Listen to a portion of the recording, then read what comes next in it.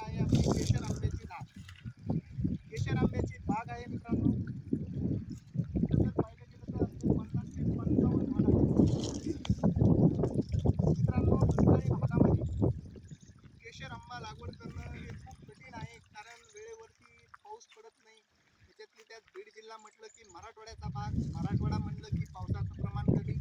पावसाचं प्रमाण कमी कारण झाडे नाहीत त्याच्यामुळं पाऊस नाही. त्याच्यामुळं आपण स्वतः पाऊस हा व्यवस्थित कसा पडेल, तर यासाठी झाडाची आवश्यकता आहे.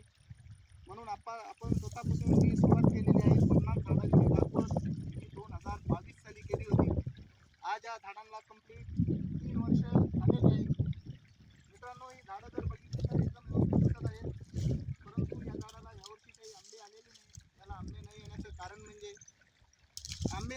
कारण म्हणजे ह्या झाडाची आपण ज्यावेळेस कटाई केली होती यावर्षी जून महिन्यामध्ये कटाई केली, परंतु कटाई करताना एकदम जरा उशिरा केल्यामुळं आणि कटाई करताना आपल्याकडून चुकली होती.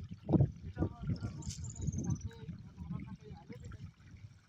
पुढील वर्षी पुढील वर्षीपासून चौथ्या वर्षापासून याला चांगल्या पद्धतीनं फळ येऊ शकतं व तो आपण घेणार आहोत.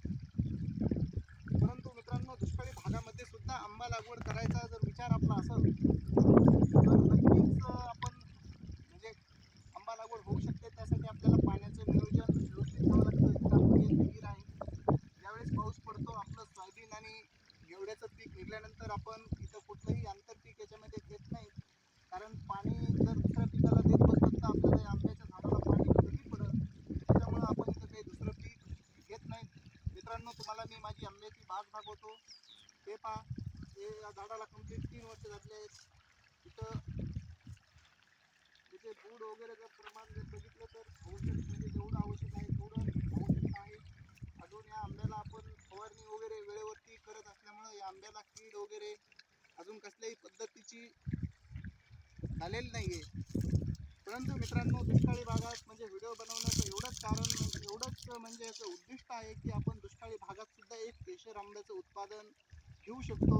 आंबा म्हणजे जोपासून त्याची चांगल्या पद्धतीचं पीक आपण भविष्यात काय आहे ते त्याचा रिझल्ट कसा आहे ते अजून 2 ते 3 वर्षानं आपल्या लक्षात येईल. परंतु सांगायचं उद्दिष्ट एवढंच आहे,